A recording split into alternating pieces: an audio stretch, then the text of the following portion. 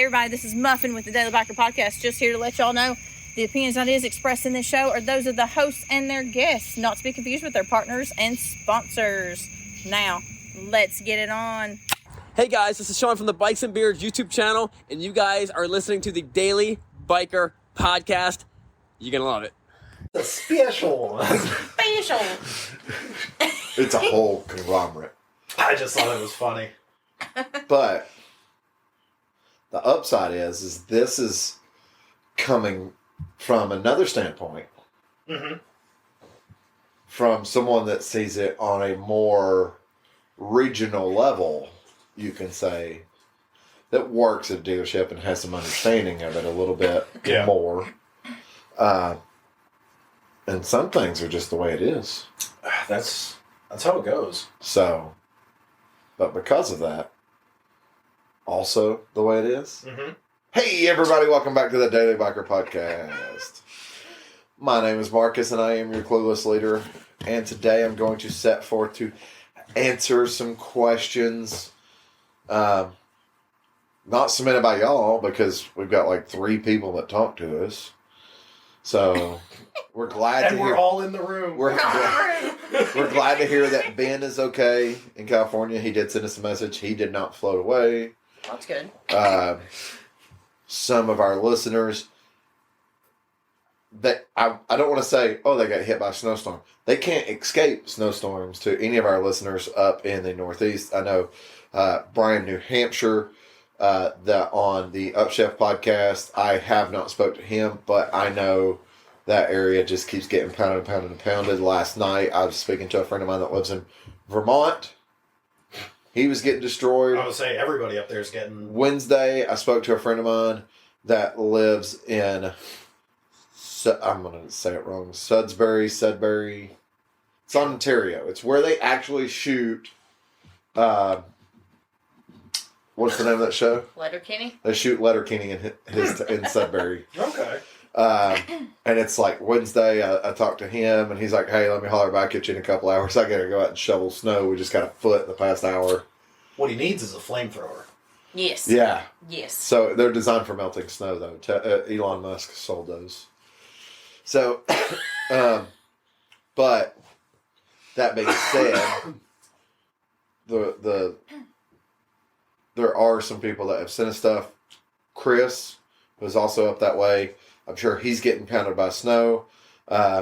He was not very pleased with some of the stuff he saw. He sent me a message before the episode came out where he could hear our reaction. Mm-hmm. So I told him, I was like, I kind of agree with some of the stuff he said. Listen to our reaction episode and holler back at me after that to let me know what he thought on what our opinions were. Yeah. Because I feel like we take obviously, I'm biased to Harley Davidson. I kind of have to be. Yeah, I mean, to an extent. You are not biased, but you still see a lot of stuff the same way I see it. Yeah. Because of what you do for a living, you have to analyze Yeah, a lot of I stuff. say I'm not necessarily biased one way or the other. I appreciate motorcycles for being motorcycles. Right. I understand each one has its own place. Yes. And that's kind of where I come from in my perspective. So, but what we're going to do today is we have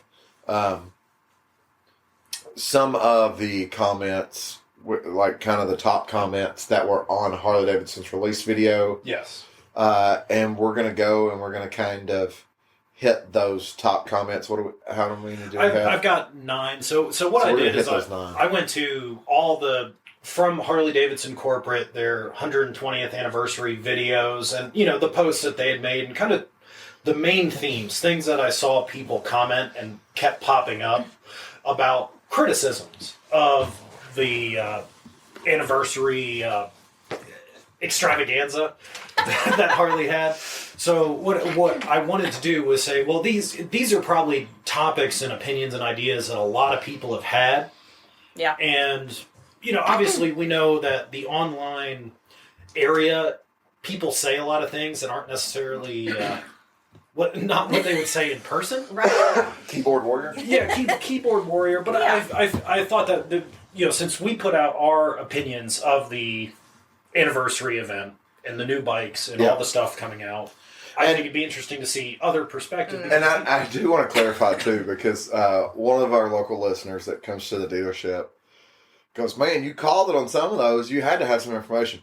Dude, no. Literally, I don't have information. I see stuff posted by other people.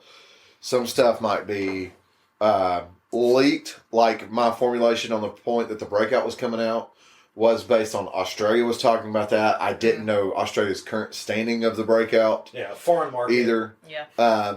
So I saw stuff for foreign market, leaks that happen in foreign markets.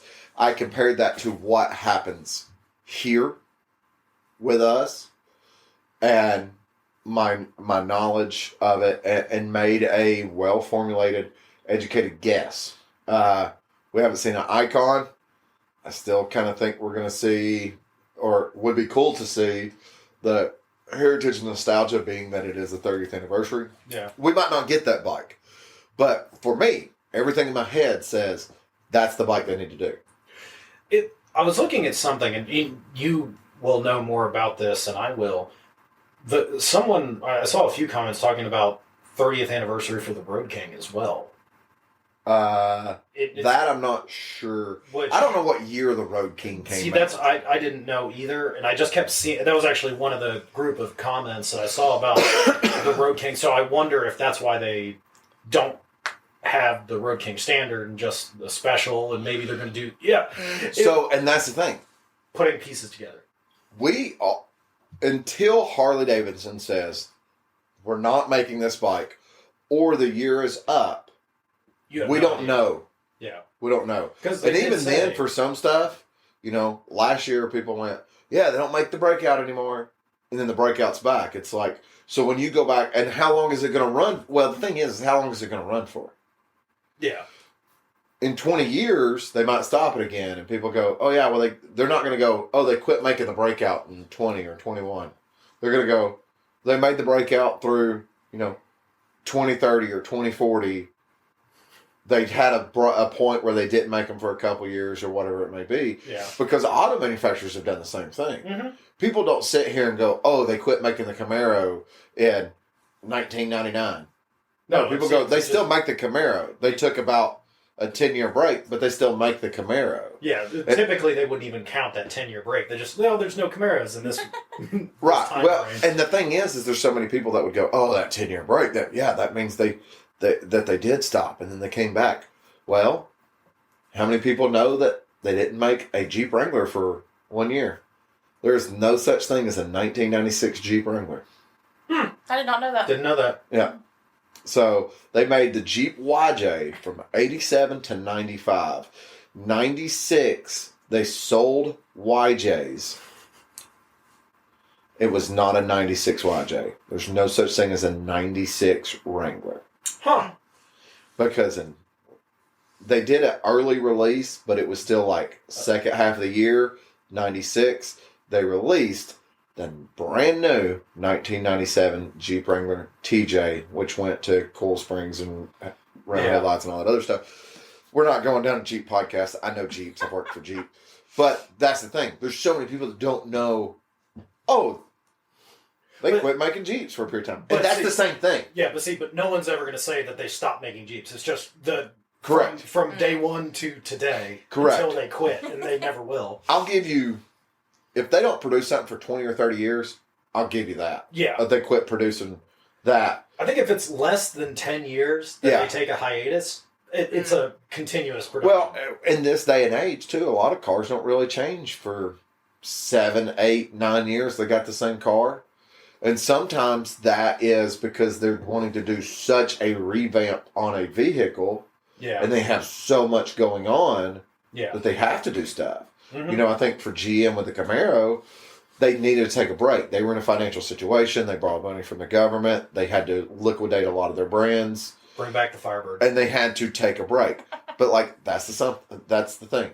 If they brought the Firebird tomorrow, I would sit here and go, yeah, they didn't make a Firebird for 20 years. Yeah. I think everybody would. Yeah. Well, Pontiac doesn't exist anymore. Right. But that's what I'm saying. Oh, the Chevy Firebird. They didn't make a GTO for 25 or 30 years or whatever that gap was. Yeah. 20, 30 years, yeah, I'll give you, they quit making vehicles. 5, 10 years, that's really iffy, man.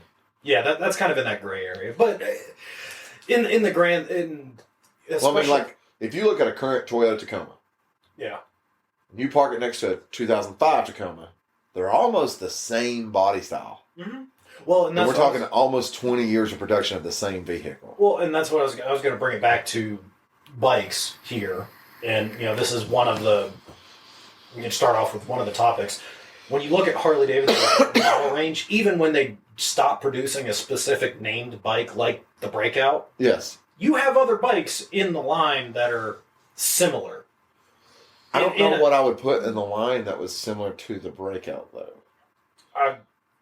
I would give you the rear end was very similar to like a Fat Boy. Yeah, different rear fender and stuff like that. But that's what I'm saying. It's close. You could say like, oh well, this is just a variation of that. It's different. But it's in for a lot of manufacturers. Yeah. But with the Breakout, I'll disagree with that statement. Harley didn't have anything. Harley does not have anything that's close to the Breakout. Yeah. You're more similar to a Breakout with like a Street Bob or a Lowrider S or something like that than you are anything else. Yeah. Simply because of that styling cue and a skinnier front end. Mm-hmm. But the Breakout has a much longer rake, larger wheel, much larger rear end, those types of things. You don't get close. Well, see, you couldn't build a Breakout, put it that way. See, I know that, but if you're just looking at bikes, you know, the side profile of bike, you're like, oh, well, these are kind of similar. They take styling cues, but then again, at a certain point, there's only so many things you can do. Maybe. But like I said, you couldn't, I would agree if you could build the motorcycle based on something else that they had. Yeah. Okay. And I'll give you that. And that's why with the Road King, as of right now, there's I know I saw that earlier as one of your questions. Someone said, what about the Road King? Would they say just what? No Road King? Well, yeah, that's everybody. Well, no Road King anniversary bike, which a lot of people seem to be upset about. Which, I mean, you have the Heritage, which, in my opinion, almost interchangeable for that purpose. Different chassis, but different chassis. But if you're trying to go with a classically styled Harley, they still have a Road King Special too. Yes, and the Road King Special does exist, but everybody's like, "Well, where's the standard?" Well, I'm going to tell you this: if they quit selling the Road King, it's because no one bought it. Yeah. So we're going back into the Dyna conversation. Mm-hmm. We're going back into the FXR conversation. You didn't buy them when they were there. But, when I go into the dealership, it seems like the Road Kings always move fairly quickly. They did, but we still sold Road King Specials probably 3 or 4 to 1. Really? Yeah. Mm-hmm. Well, so there you go. They're narrowing it down. Well, it's like right now, okay? And this is for us. Yeah. I can speak for us. And actually, this might be from the factory. I don't know. People that will still tell you, the bagger guys, the performance guys, the younger generation will still tell you, oh, I don't know why everybody buys these Street Glide motorcycles. And of course, these are the same idiots that look at an Electric Glide Ultra Limited and go, oh, it's a Street Glide Ultra Limited. No, it's not. A Street Glide is a Street Glide. Yeah. There's no such thing as a Street Glide Ultra Limited. There's an Electric Glide Ultra Limited, and they both have batwing fairings. But there's a lot of people that still, with my Street Glide, go, every old man wants to buy a Street Glide. Really? Then why are Road Glides outselling batwing fairing bikes 3 to 1? Because everybody went, oh, I'm going to buy a Road Glide. It's so much better than a Street Glide. Yeah. Well, that black, who's got the black Street Glide joke is changing very, very quickly. I believe that. Yeah. So. And that's the thing, too. You have the inside. You see what sells out of the showroom floor. You're there in person, So, here's how I see it, though. Okay? Because part of my job is to maintain our website. Yes. So, I picture every pre-owned motorcycle that comes into the dealership, I picture it. Every brand new motorcycle that comes into our dealership gets pictured at least once based on its color and its trim and then if we put accessories on it. So, for instance, we have a white lowrider ST in our dealership right now. Comes in, bike's phone stock. I take pictures of it. Click, click, click. That's the one that's post got it on the website. The pods on it now. Or the... We put those on. Okay. And that's what I'm saying. So, bike's phone stock, I picture it. Click, click, click. For the entire year of 2023, whenever we're getting a white lowrider ST, I have pictures that I took of one that's bone stock. Every bone stock lowrider ST looks the same. Yeah. I don't have to picture every one of them. Yeah. I have pictures that I can file in for those. Yeah. Okay. Now, the one on our floor, we decided to put lower fairings on it. So, it goes back outside. Click, click, click. That picture cannot go on another lowrider ST. Yeah. Even if we build another lowrider ST and put lower fairings on it, I have to picture that new one. Mm-hmm. That picture is tied to that VIN number. It is dead. Yeah. So, I have to walk the floor on a regular basis to see what's done, what's new on our floor, whether it's a new bike or new to our inventory motorcycle. I have to constantly, once a week, I spend about 6 hours digging through our website, finding everything that's not pictured, then going into our inventory to see if it shows in our inventory. If it shows in our inventory, then I have to go dig around and find out why it's not pictured. I mean, it's a process because it'll be like, hey, we got a 2013 Street Glide in blue. Why is this bike not pictured? Okay, I'll go. The first thing. Well, no, first thing, and that's part of it. It's kind of how it's supposed to go. You guys deal with such volume. Yes, I'll go. First thing I'll do I'll go walk the floor. If I don't see it, it's like, okay, boom. I'll go walk the service line. Bikes that are getting ready to be serviced. I don't see it, okay, boom. I'll go walk the line for bikes that are in back stock of service, which means something's up. And it's going to be more of a, I don't want to say downtime project, but we've got some techs that it's like, okay, hey, when I get done with this big job, I'll get to that one. Or maybe it's going to need a little bit more intensive service. Right, or it needs parts that are on back order. Or, hey, this one that was the fender, so we've sent the fender off to be painted. We have that stuff all the time. If you've been in the back and seen that back catalog of motorcycles. Absolutely. We have bikes that literally get traded in that, I mean, these bikes have been used or abused or junked or repossessed or something like that. And it takes time. It takes some time. I mean, we've got bikes that we'll sit on for almost a year sometimes trying to get parts or trying to get the bikes painted. Well, especially when you're trying to recondition a bike like that to be quality to sell. And then, too, I'll find a bike and maybe there's physically nothing wrong with the motorcycle. I'll see the bike. There's nothing on it that says don't start it. There's no dead battery. But I see the bike and I kind of can know. It's like, hey, that fairing doesn't look right. That seat's wrong. Yeah. Because people will go, oh, this 06 Road King seat will fit right on my 2010 Street Glide. Yeah, not really. But they do it anyways. Yeah. So it'll bolt together. Yeah, or it might be something where, the bike's great, but the paint's like severely faded or something. Yeah. And at that point in time, those bikes that's in back stock, once I find the bike, I'll have to go to the service manager and go, hey, what's up with this? Yeah. So every used motorcycle at our dealership, 15 bikes out of a year, I'll never have my hands on it. Yeah. And that's simply because they'll get it and they'll get it on trade. The next day, somebody's in there talking to a salesman, go, I'm looking at buying I've always wanted a hard flake green or the hard flake yellow, hot rod metal flake, whatever it's called, in a 2016 Street Glide or 2017 Street Glide, whatever year it was. You're in luck. They'll be like, yeah, hey, we got one traded in yesterday. It's on the rack. Let's go back there and take a look at it. The showroom floor. They'll make a deal. Yeah. They'll make a deal before it's off the service rack. Yeah. And I don't have to picture it. Yeah, but at that point, you go through so many bikes, you see what sells, but even bikes, moves bikes that we get that have issues, and they're like, we just don't want to fiddle with it. It's not going to be a fast moving motorcycle or something like that. Or hey, we got another red twin cam Batwing bike traded in. We've got 10 of them on the floor. Send that one to the auction. Yeah. I'll still have my hands on it. Yeah. I'm the one that goes and physically puts my hands on it, makes notes in the computer system that can be viewed by the sales manager, service manager, and the store manager to go, oh, yeah, hey, that's what's up with this bike. That's why there's no pictures on the website for everybody to be able to reflect to. Me saying that, I see how our inventory moves, and I see what sells. Because I walk through, and I might see 17 Road King black and chrome, Road King, regular Road King. Almost. It's like man, why has it been there 6 months?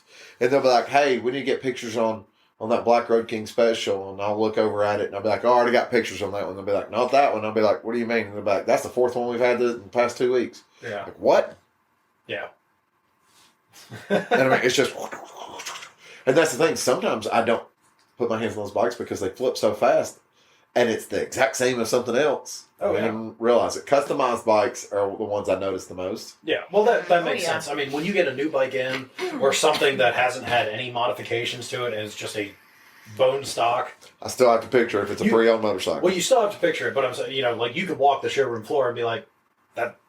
There's a line of 8 of them that look the exact same. Well, and you've done it. Yeah. Because you walked the floor and went, man, that bike is still here. Yep. Yeah. I'll go, yeah, it's a good bike, but, in the conversation, they had someone on that bike the other day, and they're like, man, I love this bike, but I think I get it. I'm going to put 2 into 1. Hey, you're in luck. We got one over here that's a year newer and has 2 into 1. Exactly.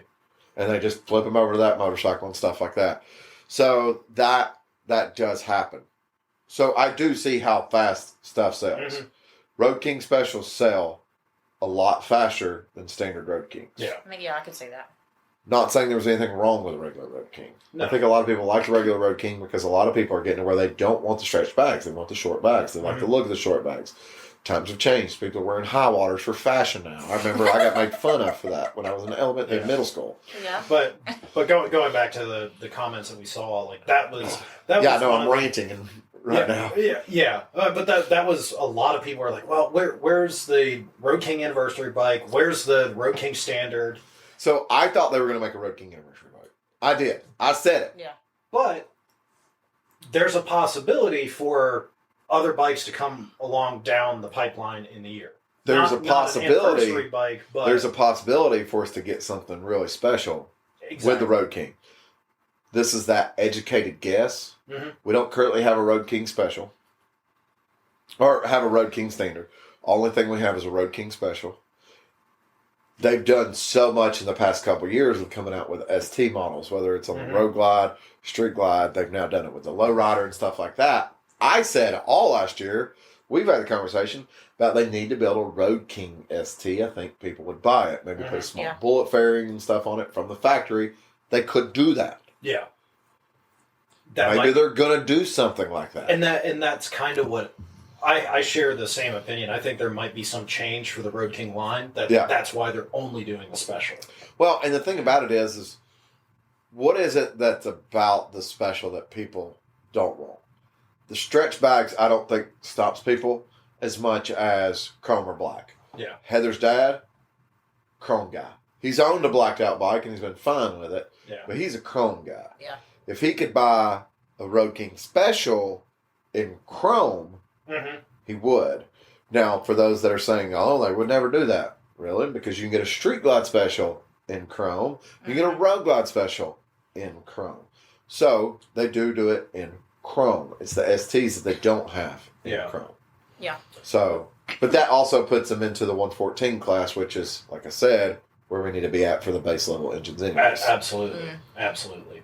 So, and this is obviously a very common theme on any Harley Davidson post. Oh, hang on before you say that. If I'm going really, really fast for y'all, I'm sorry.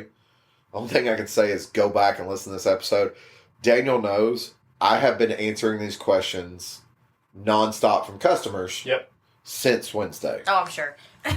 I mean, there's days where I'm like, most days I don't want to sit in my office. I want to be out because I like dealing with the people. Here lately, there's been days where I'm fighting to get to my office, going, just leave me alone. I don't want to talk to Flip anybody on right the now. on-air sign. Yeah. I almost did it the other day. So that's why it is. These aren't pre-rehearsed answers. These are a lot of this stuff is just stuff that I already know. These conversations me and Daniel have already had. You've been having them for a while. Yeah. I've been having on some of these conversations. Been a long time. I've been having like about the STs.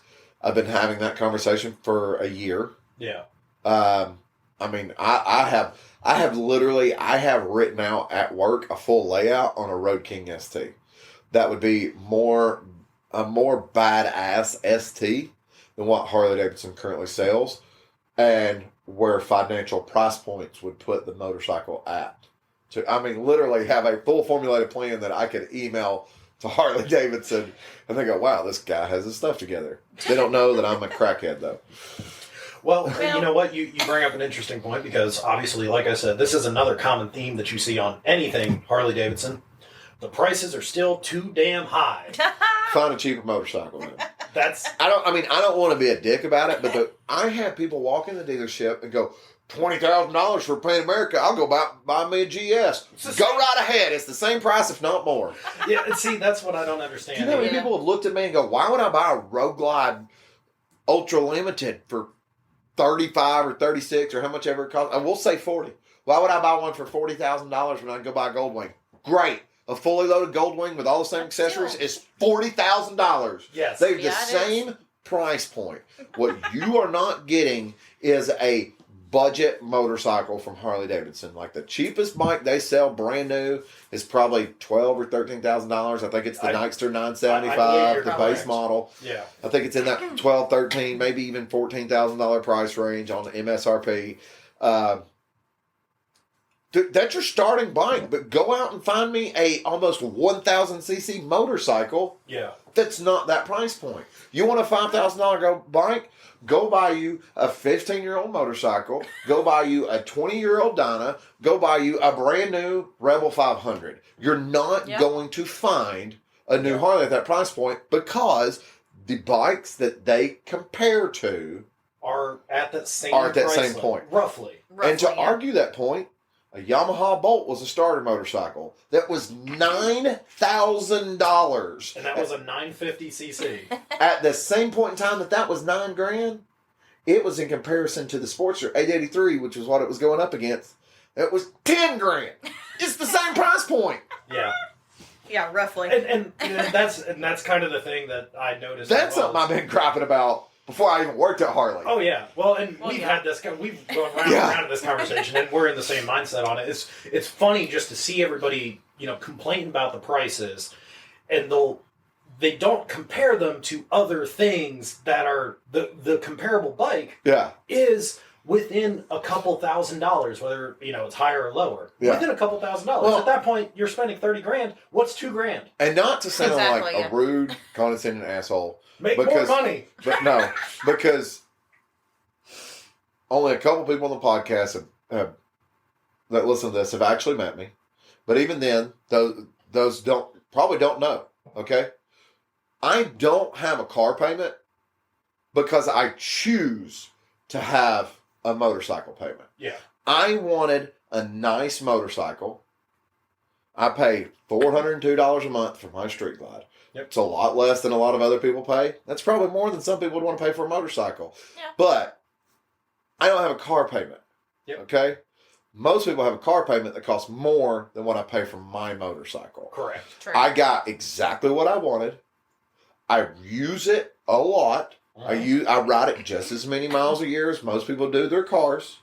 That is my nice vehicle.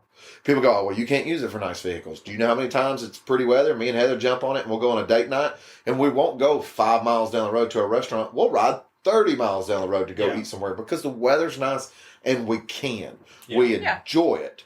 So is it a toy?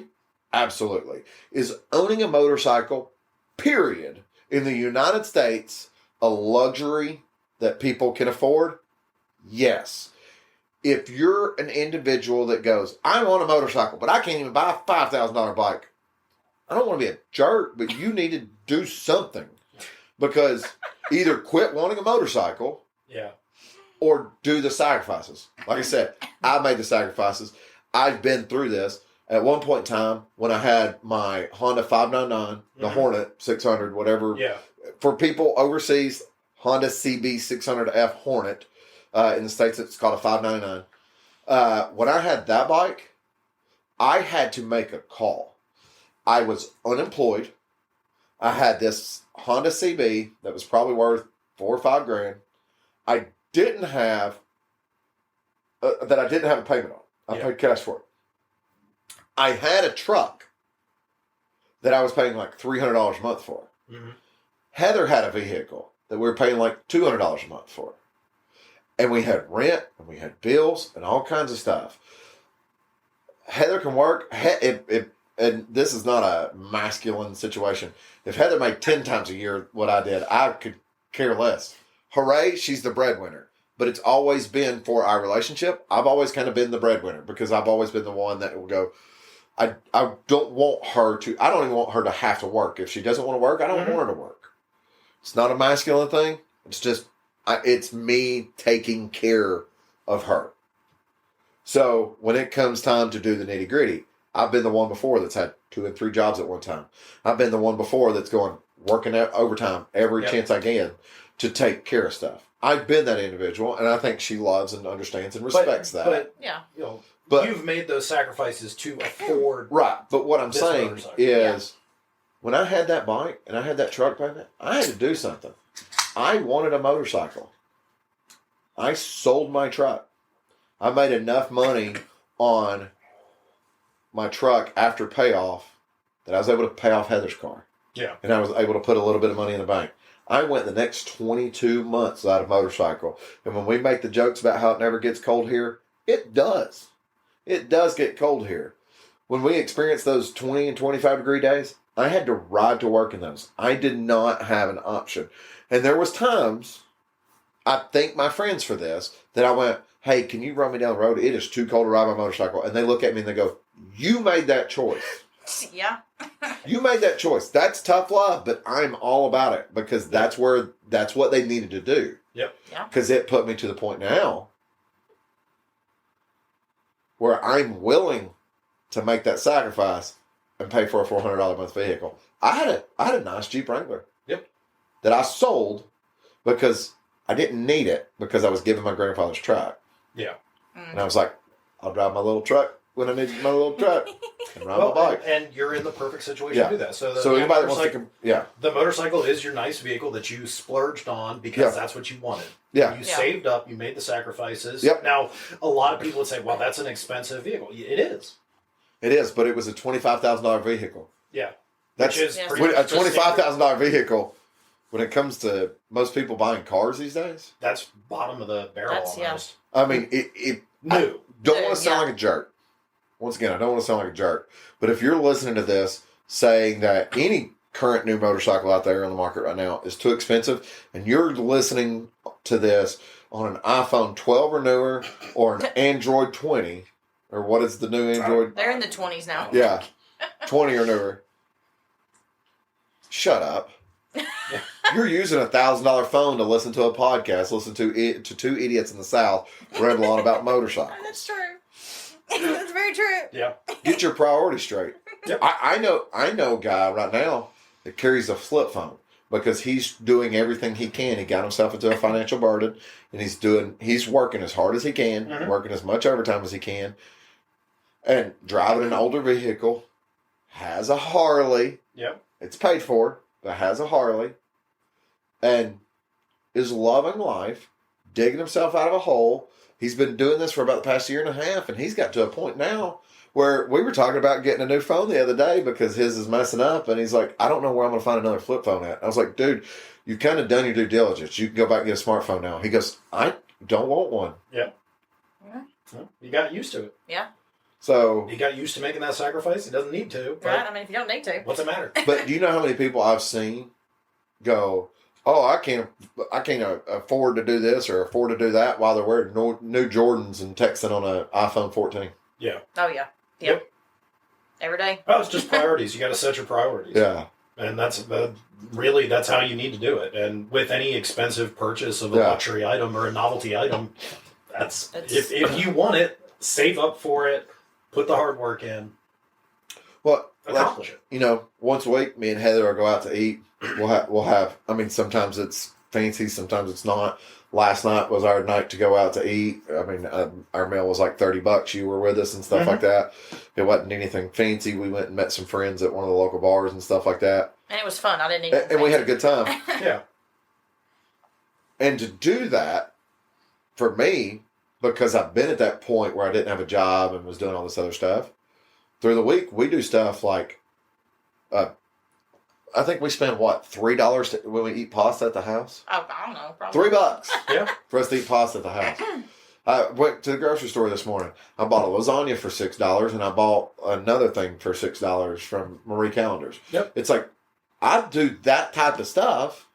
So you have money to do other things. So I have money to do other things because in case I ever get in those situations, because I like going to bike weeks.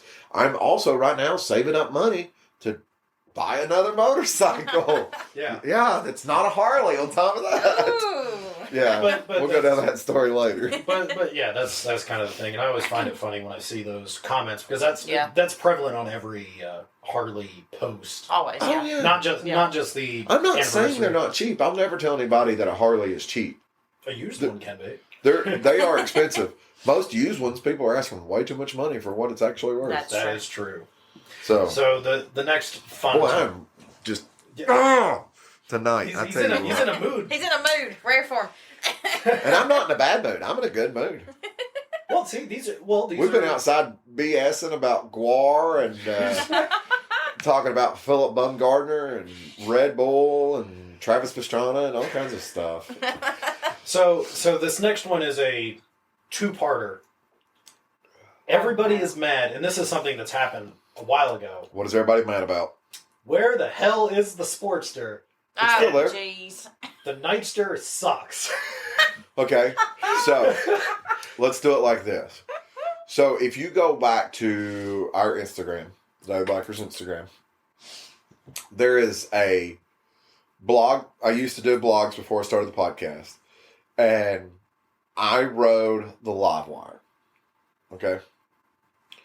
There was a lot of people that I heard talk shit about the live wire. Very first thing I would ask them was, "Oh, when did you ride it?" Mm-hmm. Mm-hmm. They didn't. Yeah. I would immediately look at them and go, "Keep your opinions to yourself." And I'm the same way on the Sportster. Me and Daniel have an opinion of the Sportster S. Anybody that's ever rode a Sportster S has the right to have their opinion. Anybody that's ever rode a Pan America has the right to have their opinion. Yeah. Anybody that's ever rode a Nightster has the right to have that opinion. If you have not, I don't care if you rode a Sportster S, you can't have an opinion about the Nightster. Exactly. Yeah. Because until you experience that motorcycle, there is no place for your opinion. Not trying to be rude, but your opinion is unjustified, I should say. It's not based on facts. Yeah, there's no place for it. And what you've heard other people. There's no place for it. Here, I'll put it out like this, okay? Racist assholes. Okay? Okay. They're racist assholes because they're ignorant. And people who share their opinion about a motorcycle with no prior experience, to me, it's the same level of ignorance. I can understand that. Yeah, I get that. And that's, you see, the Nightster hasn't been out long enough for it to be disseminated through the communities. Yeah, no. Everybody can ride it. Exactly. No one on this podcast has ever heard me and Daniel go, "Oh, this and this and this and this and this and this and this about the Nightster," like we have the Sportster. Yeah, we've both ridden the Sportster. We've both ridden the Sportster S. You've never heard Daniel go down the whole line about the Pan America because he's never really had seat time in the Pan America. No. So me and Daniel were discussing this, in our conversations about, hey, things we need to do this year. One of those things that we want to do is demo a Nightster so we can have a good formulated opinion on it. My only opinion of it is I thought it feels more comfortable for my size. Yeah. And I have still stated after that was literally, what is that, 200 feet from around the building? Mm-hmm. Yeah. And I mean, the only, and that was it. Only experience I've had with it, I sat on one in the showroom. Yeah. Didn't ride it, didn't start it, didn't do anything. I sat on it, and then it sold that day. Harley needed to do something. If you think they didn't, go back and listen to our episode about Spurtsters and Spurtsters accessories. Episode 1 is called But It's a Girl Bike. I think episode 2, is just labeled Spurtsters. Yeah. Something like that. But we talked about it, man. It was time for something new. And you know what? And I and what we talked about outside. Carb. Yep. Emissions. Yep. It's time to make changes. Yep. And I think it'll be interesting when we get the opportunity to actually get some seat time in the Nightster. Yeah. You've ridden Sportster 883s and 1200s. Yep. I've ridden Sportster 883s and 1200s. So we have a baseline of the previous generation of bike. Well, and that's the thing. You rode a Sportster 1200, okay? Yes. And you know what that was like. I do. Okay. You rode a Sportster S. It's only 50 more cc's. Oh, that is more than 50 cc's of bike. So that's the whole thing. There's no comparison. That's the whole thing about it. I did this with a live wire. We haven't had as much of a chance to do it with the new Sportsters. Okay. There was people that used to, there has not been a live wire since I've been employed at the dealership. Yeah. Okay. Or there hasn't been one at the dealer since I've been employed at the dealer. Because the remaining 2 were on the way out the door when I started. There was people, be down in Panama, with me and Lewis talking about it. Mm-hmm. You've heard me and Lewis tell these stories? Yep. It's like, Shane Love. Dude, go ride it. Yeah. Don't tell me your opinion till you ride that motorcycle. Mm-hmm. Yeah. Go rides it, comes back, it's like, that bike is freaking fast. And then you start getting into an actual conversation because people's opinion about something without any experience to it, there's no conversation to be had. The only opinion that I feel is justified is if you don't like the visual appearance of the bike. That I can get. You may not have ridden one. You're like, I don't like how it looks. Okay, that's understandable. You might not, but I'll say this: you might not like how something looks. You might change your opinion after riding it, though. And that's what I'm saying. You can come to it and be like, I really don't like. There's been a visual test for this. I've had a Pan America sitting on display at the Chattanooga Beard Company since the 1st of December. Yeah. Every week for about the first 3 weeks, I got a text message. Hey, when are you going to come swap this out? Hey, you need to come change this motorcycle. Hey, people aren't liking this motorcycle. I'd go in there and Matt be like, man, all these people kept coming in there and they'd be like, what is this stupid thing? Da, da, da, da, da. So, about 2 weeks ago, I get a text message from Matt. It says, hey, I was just wondering when you're going to be swapping the bikes out. Keep in mind, we've went through a 2-3 week gap of no text message. Yeah. He sends me a message. Another 2 weeks later, I go over there to swap the bikes out. As I'm taking the Pan America out and dropping off this Donna, we'll just leave it at that. He goes, a couple of those people that first came in and was like, I don't know. They came in a couple more times since then, and they've been like, the bike's kind of starting to grow on me. They didn't like it the first visual appearance. Yeah. But I'm sure as they sat there and looked at the motorcycle, they probably did some research. They might have went on YouTube or something like that. They were like, that's a pretty neat bike. Well, you look at the Pan America itself, it was such a diverse bike from what Harley has done in the past. Mm-hmm. So I can understand there being a lot of animosity towards it just because it's different. You say the Pan America is a diversity hire? People aren't used to it.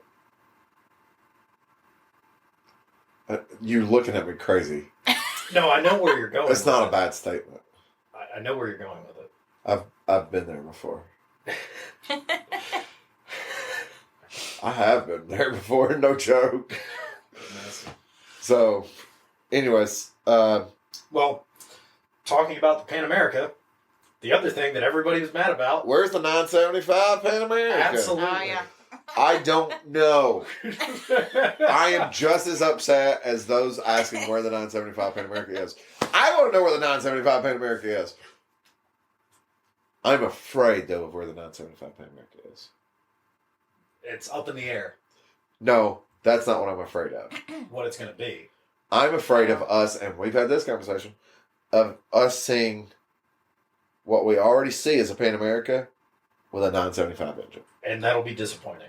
That'll be highly disappointing. Yeah. What I want to see is something that's more like a Yamaha T7 with a 975 motor. I agree. Something that's skinny, stripped down, not a whole lot of nannies, maybe mechanically adjustable suspension, stuff like that. And something that more and more conversation from Sean and I, being able to completely engage and disengage ABS. Yes. Should have a switch. But that's what I want. I want to see a very much stripped down middleweight contender Pan America. Mm-hmm. I don't want to see the full size bike with a smaller engine. Yeah. That'll be disappointing. That will not sell. No. Even if they got it at like $13,000, people will go, too big. People go, I'll spend a couple more $1,000 and buy the 1250. Yeah, exactly. The bike is too big to have. The bike is physically too big. Yeah. That would be like looking at a GS 1250, but it comes with a 310 engine. Like, why? Yeah, why? Yeah. Yeah. But I would have said more like the F800 GS. I blanked on the F800 for a second. Yeah, I wouldn't say a 1250 with a 310 engine. How funny would that be, though? That would be ridiculous. That would be like a Pan America with a Street 500 motor. Oh, Lord. Somebody out there has done it. Blown up the Somewhere. 1250. Oh God, I hope not. Somewhere. Blown it up. I got this old Street 500 in the back. I'll swap the engine. You do you, dude. You do you. So, talking about the no Pan American 975, one of the other topics there was the long release schedule for the other bikes. They didn't really. They released a few new bikes. Wait, what did they say? So one of the common themes I saw was they did not release enough new bikes with this, and nobody knows what the schedule of release is going to be for the other bikes. So I'll agree that I kind of think we should have saw everything. Or at least a few more. But I don't think they wanted to muddy the anniversary bikes waters. That was what we saw was just kind of like, hey, this is what's happening. They only showed a couple new bikes. And realistically, with the breakdown of it, we saw anniversary models and 2 brand new motorcycles. Yeah. With the return of the Breakout Yeah. and the Road Glide truck. Mm-hmm. Yeah. And then the anniversary bikes. That's realistically what we saw. Yeah. Because the Nightster already exists. Because what they showed us was the Nightster, who blacked out with a couple accessories on it, Nightster S. I guess Nightster S is a new motorcycle, but okay, we'll say this. What they did not have in 2022, there are 3 motorcycles that they showed on that video that did not exist, and the 3 is a very poor terminology, but the Nightster S is an all-new bike. I don't want to count it as an all-new bike, though. No, it's just a different model of a existing bike. And I think most people would agree with that. Yeah. The Road Glide 3 is a new motorcycle. Correct. Mm-hmm. Okay. The Breakout is new for 2023 because they didn't sell it in 22. Like I said, I don't remember what the last year they sold it was, but it is considered a new bike. Yes. And then anniversary models. Mm-hmm. So, which I think that was probably the better way to do it, because this is the 120th anniversary event announcement.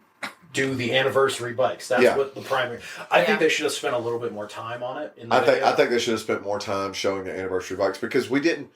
They spent more time showing the CVO anniversary bike than they did the rest of the anniversary bikes together. Yeah, that's what they should. They should have done what they did for the CVO with all the other bikes. Just kind of go around, give them a good once over. Well, I think that would have been a better. I think they could have tightened it up a little bit more than that. Yeah. They could have done Fat Boy and Heritage together, and then they could have done like Street Glide, Road Glide together, and then done the trike by itself maybe. Mm-hmm.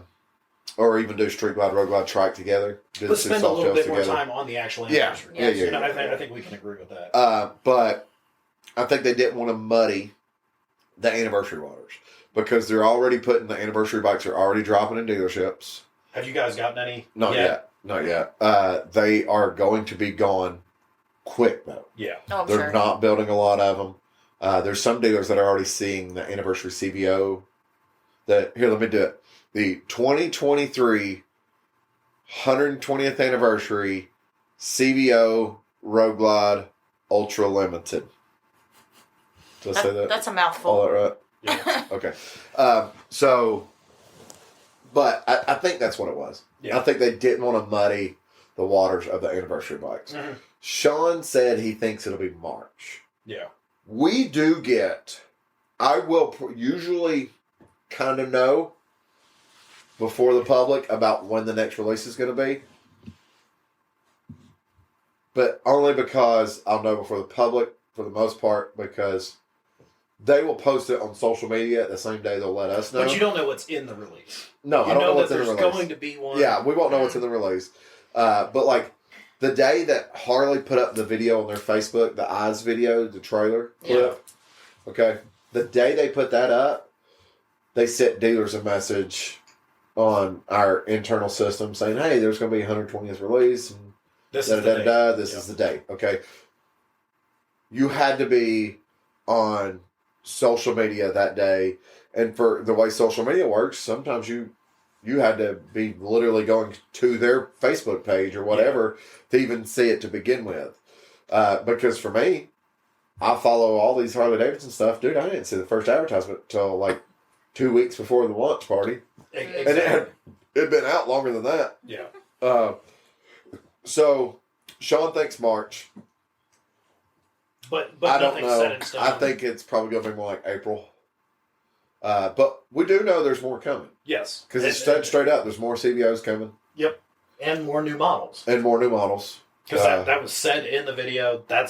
It's going to be coming sometime this year, but apparently people don't like that they have to wait for things. Well, like, we know we're going to get an icon. Whether the icon will be its own or not, it has been the past 2 years. It has not been some released with the videos and all this other stuff. There was not even a video put out. It was just like, here it is. Here's the here trickle out to the dealers to start advertising it on their own level. So. Yeah. So the other thing that I saw, and it's two-parter, but kind of along the same line. No new engines. I know. Okay. And the only changes they've made are just paint. Which I find entertaining, but... Well, so let's address that in order. So, no new engines. What are you wanting to see? I saw a lot of people joking about a 120 cubic inch engine. So, here's my thing about it. 107, 114, 117, 122, 124, 128, 129, 131. Yep. They're all Milwaukee 8s. They're all the same engine. Yeah. True. Displacement's different. Yeah. Is that what you wanted to see was a different displacement? I think it That's might... the way that question is wrote. Yes. It's like me going, I want cereal. Okay, well, what kind of cereal you want? Cereal! Yeah. Well, and I think, it might be some variation of what me and you have talked about in the past. We think that the 114 should be the base engine. And that they should, at least for the CVO, put in a 131 or something slightly. Yeah. Yeah, I don't know still what they the were same talking, engine. I don't know what they were talking about. I don't know if they were... Because there's a lot of people out there, for some reason, that think some point in time in the next 2 to 3 years that all of a sudden we're going to have like a big CC RevMax motor taking over all the baggers. I don't think that's going to happen. I don't either. No. And I think that's what people are picturing in their head. But the RevMax is a new engine. Okay? Yes. In 2017, they came out with a Milwaukee 8. That's a new engine. Mm-hmm. So, clarification on that. Do you want a new engine? Or do you want displacement? Because there's a lot of guys that go, they should have never quit making the twin cam. No, they absolutely should have quit making the twin cam. And, well, once again, we also have to remember these are online comments. Most of them can't spell to save their lives or use proper grammar. So these are the people that are complaining. Yeah. Yeah. Just putting that out there. But, I would agree what do you want? What are you trying to find? Do you want a bigger CC engine? Is that what you're trying to get? Do you want a brand new engine? But like you said, the M8 is a relatively new engine. I just want engine. Me engine now. Caveman. Yeah, that sounds like a very like. But you saw my face as soon as you said no new engines. I was like, what? I know. Well, like I said, these are the comments that these are not specific comments. These are just the themes that I saw most prevalent. I mean, I went through probably 500-600 comments. And part videos. 2 to that, you said no new bikes, just paint. Well, no changes to the bike, just paint. And all Harley is a paint shop. Yeah. No changes. Okay. No new technology. Well, what do you want? That's what I was. Yeah. Some guys. You gotta tell us what you're looking for, because anybody that's gonna go, oh, well, they didn't change any engine displacements going to part 1. It's like, well, sure they did, because the freewheelers now have 114s. Yeah, but they're gonna. Well, that engine already existed. They want something new. It didn't exist in that bike. Exactly. True. But people aren't that smart. Okay. Well, they haven't done anything outside of that but new paint. Really? Because they put a road glide fairing on a track. That's brand new. Yeah. Yeah. Well, they haven't upgraded the engine on anything else. Well, they brought the breakout back and put a 117 in it, and you sound like the type of person that's like Cooter that likes to ride with us. Thinks the breakout's the greatest motorcycle in the world. But then takes 14 feet to turn around in a 75-foot wide parking lot.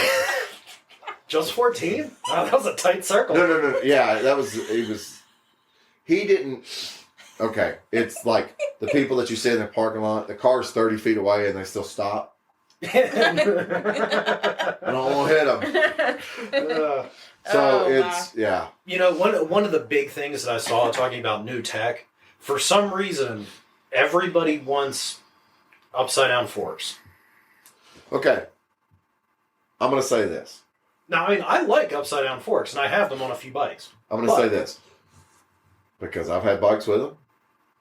I've had bikes without them. Currently have a bike without them. Why?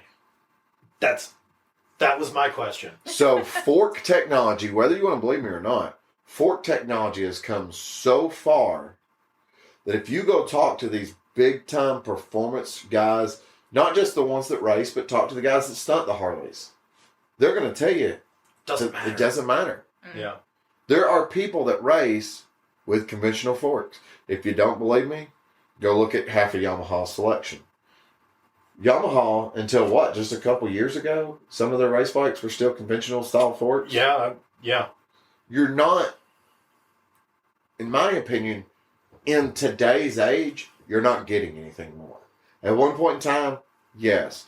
But that was also the point in time when those forks were, a lot of times they had nitrogen charged dampeners and all that other stuff inside of it. Well, guess what I can get from my Harley conventional forks?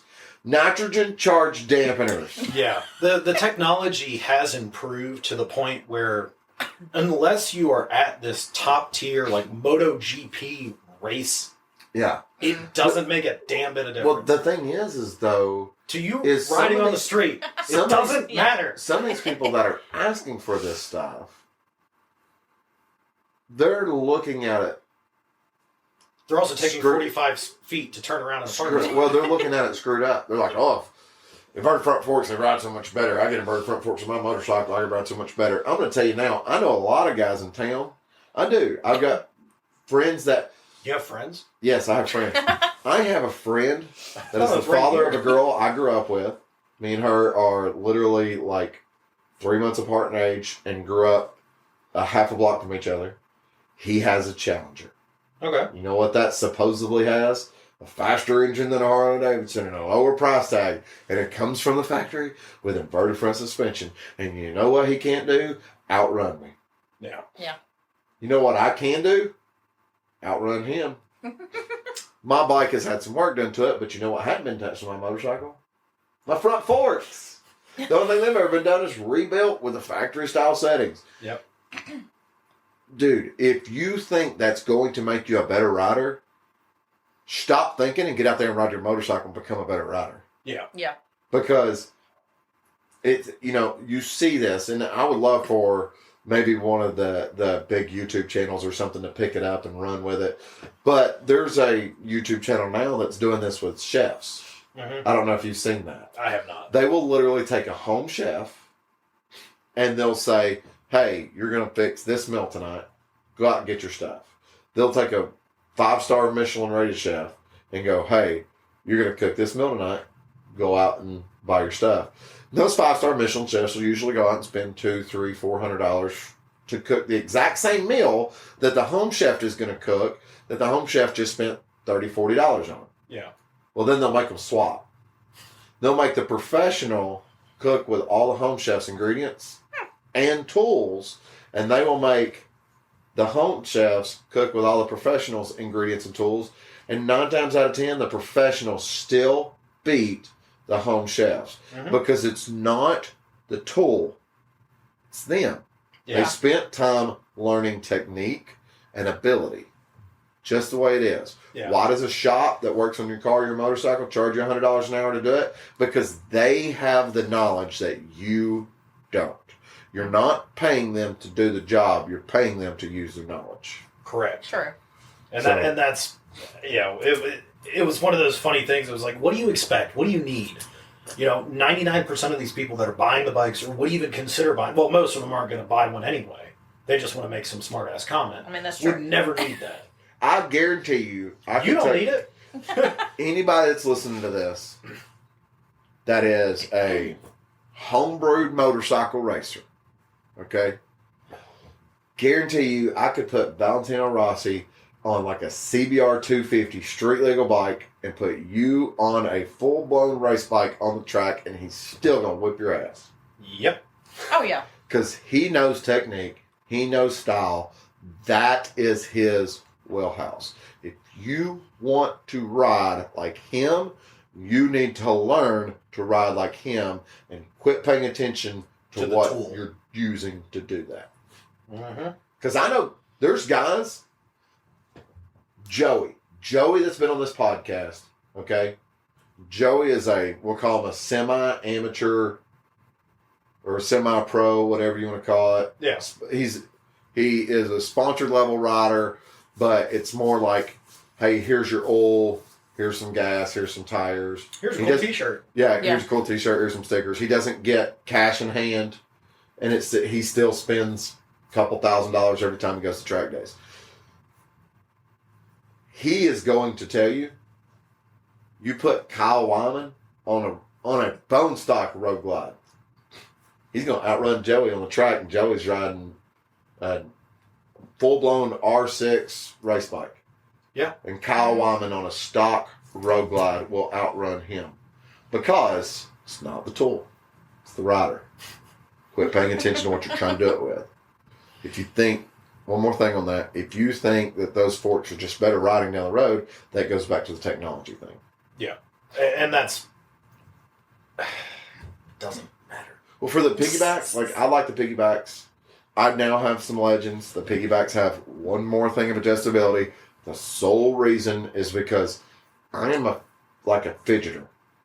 I want it to be like the most minute. I can tell you. I can tell you if that suspension is rebounding too fast on my motorcycle. Yeah. I'm not going to be able to get on somebody else's motorcycle and do it because I know what my motorcycle feels like. You have made yours the way you want it for your riding style. I built what you do. I have made my motorcycle a tool. I've done modifications to make the tool function better, but that motorcycle is still only as good as its rider. Yep. Sure. But that leads down this whole thing of like the guys that'll spend $15,000 modifying their bike to cruise down the highway. Do you know how many people have 60, 70 grand in performance baggers that they still can't hardly ride their motorcycle? Exactly. Yeah. They ride it on the weekend. They spend 10 hours cleaning it every single time they ride it. They have a whole bunch of trophies, and then they can't, you take them to the Dragon and they can't outrun you. That's why I do laugh at, on the Dragon stuff, the guys that are on the sport bikes that are making fun of Harley guys. I get it, because that's most of your Harley guys. Yeah. Yeah. But at the same time, the sport bike guys that know me, they go, they're not talking about you. Well, that's the thing. Stereotypes are out there for a reason. Oh, yeah. Yeah. And we're going to do an episode on that, by the way. Absolutely. So I have one final thing. Okay. One final thing. Let's see how far I rant on this one. And I agree with this one with my entire body. Okay. Oh, Lord. Where the fuck is the Bronx? Who said I don't disagree? I know. I agree with that. This is one, actually one that we both agree with. Where's the Bronx? Yeah. I don't know. Unfortunately, I don't think we're going to see it. Unfortunately, I agree either. with you. I really wish they would make something that would be a true FTR competitor. And we've talked about this before. XR 975R. Yeah. But they need to make it. We can talk about it all we want. Because but they need need to one. make it. Yeah. And like I said, this is the only comment that I saw is a regular I team think that I truly agree with. Yeah. I think the Bronx has gotten put on the back burner so much. They can't bring it out now. Yeah, it's almost tainted. Yeah. And that does happen in the automotive industry. For those that are big-time car buff historians, before there was a Corvette, the Corvette was going to be a Buick. And it was going to look like the original, 53 Corvette. It was just going to be manufactured by Buick. The wheel wells were slightly different and everything. And they made 3 of them. And they touted these around the country for years. And they never did it. And people kind of got frustrated with it. And GM goes, what are we going to do? They changed it up just slightly, slapped the Chevrolet logo on it, sent it out the door, and it sold like hotcakes. Mm-hmm. People never griped another thing about it. Harley could still do that. Yeah. You would not see a Bronx, and it would be changed up. Yeah, it won't be labeled the Bronx. It won't be labeled the Bronx, and it won't be as Street Fighter-esque as what it was. Yeah. I think we'll see something. I think they need to. They need something We'll like see that. something. When? I don't know. What? Who the hell knows? And I don't think it'll be as aggressive as a Bronx. Well, it's, when they do the concept bikes, they always look significantly more aggressive because they're not. Well, I think Harley right now is trying to figure out where they want to set themselves. Mm-hmm. They've already set themselves in the bagger racing world. Yeah. Okay. There's already guys running a Hoonigan class on their own with their Pan Americas. But there's also guys riding a Hoonigan class with regular, lowrider S's and stuff like that, too, that have been highly modified. Mm. So, do they want to build something to go for that Hoonigan class? Mm-hmm. Do they want to build something to go for the straight up, MotoGP style class? Yeah.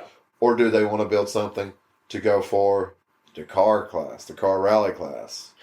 I think that's where they're trying to figure it out. That they pulled their money out of fighting. Yeah. Because they used to be one of the main title sponsors and stuff with the UFC fights and all that stuff. They pulled their money out because they wanted to focus on stuff that was more beneficial to them, like racing. Yeah. You can't tell me they're only wanting to focus on bagger racing league. It's not big enough for that to be the sole focus. No. I think they're working, and they might already have decided, this is the thing. In 2 months, we might know what their plan is because we might see what they're doing. Yeah, but like you said before, they don't tell you anything until they tell you, hey, there's going to be an announcement on this day. You don't know what's in the announcement, but there's going to be an announcement. Well, that's the thing. Most of y'all knew the video in and out before I did. Because the day that the video came out, we were having an event with the video, doing luncheons and drinks and all that other stuff. We didn't see it until we came back here to record. Me and Daniel are in and out of the kitchen, getting food ready and all kinds of stuff like that. So we didn't get to sit and watch it like everybody did at the shop. Yeah. So we did make a point, though, to come back and watch it. Yeah, we did. We did actually sit down and watch the video in its entirety prior to recording the I would like to podcast. I would like to honestly go back and watch it again. Well, I watched it again when I was getting all these. I actually haven't watched it. I say that the reason I like to do that is because I've heard some people say some things, and I'm like, I don't remember seeing that in the video. What did you hear? No. Not like that. Oh. Okay. Like stuff that would be in the video. Oh, okay. Like someone said something about models or whatever, talking about some of the models they made through history that they don't make anymore. And I was like, I don't ever remember hearing them say anything about that. So I don't know what they watched. They could have. They watched an old video and didn't realize it. Wow, that was just some random person's like collection of Harley. Did you know that they're coming out with a new engine called the Milwaukee 8? What year are you watching? Is it from October 2017? You know they're going fuel injected now. Holy crap! Harley technology. They just unveiled this new motorcycle they're building. It's called Donna. So, don't tell anybody. Yeah. But if you guys watch the video, listen to our previous podcast, and you have any other comments or things that you've seen that people have talked about, let us know. If there's something that you want our opinion on, or you want me to go down a ballistic rant because I get questioned every day about it, send it to us, and we'll drop it on the show. I'll do what I have to do to make you happy. So go on a monster fueled rampage. Yep. Ah! Hey everybody, this is Sean at White Lightning Harley Davidson. I want to thank you for listening to the Daily Biker Podcast. You can reach the podcast on Facebook or Instagram at The Daily Biker, or you can email the podcast at thedailybiker@gmail.com. Be sure to keep an eye on White Lightning Harley Davidson social media pages for the most up-to-date information on all our events and where you can find the boys.